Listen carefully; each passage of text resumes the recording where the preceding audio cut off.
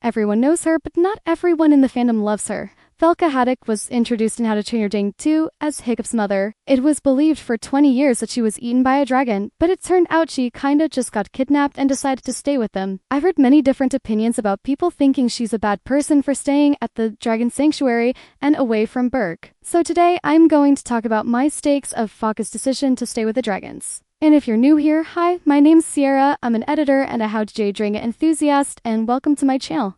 As I already talked about in the introduction, a lot of people don't like Valka for the decision of staying away from Berk and from her family. So today I want to give my personal opinion about this topic, and I also want to give you some insights of the possible choices she could have made with the matching outcomes. So for those who need a little refresher of what actually happened in the second movie, when Hiccup was about 1 year old, a stormcutter, which is later named Cloudjumper, breaks into the Haddock family's home. So Valka rushed into the house to protect little Hiccup, but instead she realized that the dragon wasn't actually hostile. But before long, Stoic rushes in to protect his family. The dragon gets spooked off, runs away, or in this case, flies away, and takes Valka with him. It is actually believed that the Stormcutter might have thought Stoic wasn't only attacking him, but Valka as well. He might have just wanted to protect her. And because she got kidnapped by a dragon, it was believed for a very long time that she got eaten and was dead. Until it was proven otherwise. So now you might be wondering, why did Falcon decide to stay with the dragons instead of returning to Berk, to her family? So I will go over a few points which may have weighed very heavy in making this decision. I actually want to start off with her relationship with dragons. As we all know, the war with the dragons had been going on for a few hundred years at that point, but Valka was the only person on Berk that protested against killing dragons. And literally, no one listened, not even her own husband. Okay, I do want to clarify that I do not put Stoic at fault here. He is the chief of work, obviously, he makes decisions, and if they didn't fight back, then people would get killed. So I understand where he's coming from, you know? So I think that being kidnapped by a dragon and living in a dragon sanctuary actually allowed Valka to finally be herself for once. So I cannot fully blame her for wanting to stay in a place where she can finally feel free. Also, she mentioned that Hiccup and Stoic almost died the night that she got kidnapped purely because she wasn't able to kill a dragon. So she definitely feels kind of guilty for putting them in that situation. And the guilt might have been so big that she just wasn't able to face them anymore, but that's just my personal theory. I also think that over time, the step to actually return home became bigger and bigger because she probably thought, they already think I'm dead, so I might as well stay here because what is going to happen if I return? I think she was very insecure, she didn't feel loved or accepted in the community. So, like I said before, I understand that she decided to stay with the dragons instead of going back to Berk. Now we're getting into the hypotheticals. What if Valka actually left the Dragon Sanctuary? How would she do it? Well, a lot of people have been saying, oh, if a dragon brought her there, then she can just fly back to Berk. The thing is, she didn't train Cloudjumper. She also never claimed to have trained him like Hiccup trains Toothless. They just have a mutual understanding that makes them work so well, but she never trained him. It's not like she can just tell Cloudjumper like, hey, can you bring me back home? But what if she could? So what if she was able to convince Cloudjumper to bring her back to work? What do you think would happen? Would you think the Vikings would just drop their weapons?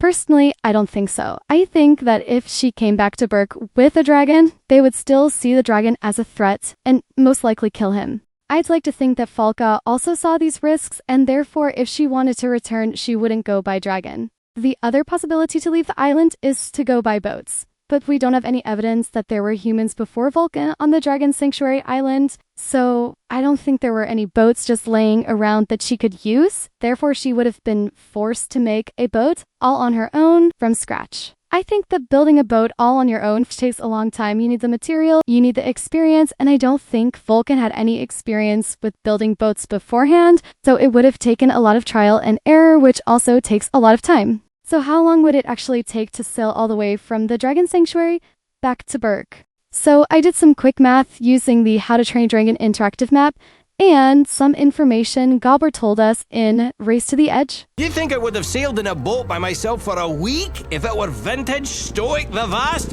He's driving the village crazy! So the interactive map tells us that flying to Dragon's Edge takes about 34 minutes. Gobbler sells this in about a week. Going from Dragon's Edge to these sanctuary actually takes a flight of 13 hours and 30 minutes. So this journey takes a total of 47 hours and 13 minutes, which is about 2 days.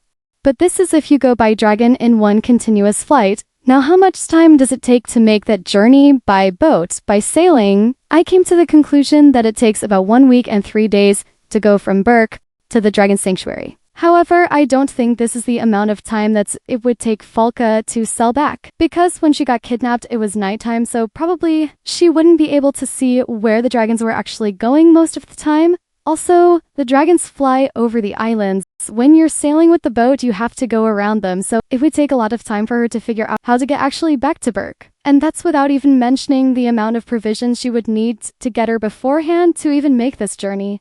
Now, let's talk about the possibilities of what could happen once Valka actually returned to Berk. So I think if she actually returned, nothing much would happen. I don't think the war with the Regents would just suddenly stop because Vulcan made it out alive. She'd probably still have to protest against violence. But how would it have impacted Hiccup if his mother was actually around when he was growing up? I think it would have given him a lot of closure to why he is a black sheep in the community, because after all, he takes a lot after his mother. But then again, he can also resent her a lot for the same reasons. I also saw a TikTok post. I don't remember who posted it, and I wasn't able to find the original anymore. So if you know which post I'm talking about, please, please, please leave the creator in the comments so I can pin it, because I want to give proper credit. I'm just not able to at the moment. But in this post, they talked about how the kids already bullies Hiccup for just being, Hiccup. But if Valka was present, they'd probably bully him for being Valka's son as well, which could also result in him resenting her. So I think no matter what decisions she made, it would have made her seem like a bad person anyways, in my opinion. But yeah, I don't think she's in the wrong for staying away from Berk. I think that's probably like the healthiest thing she could have done for herself, at least. But I'm also a bit biased because she's like one of my favorite characters. But of course, I will also love to hear your opinions about it or your theories. If you have something in mind that I haven't mentioned today, please let me know in the comments. I'd love to read it. And I would also like to know if you changed your mind about her because of this video, or maybe you hate her more now, I don't know. If you enjoyed watching this video, please leave a like so other people can get this video recommended to them. And if you want to see more content like this, please subscribe, then you can stay up to date to what I'm up to. This is everything I had to say for now, and I hope to see you in the next one. Bye bye!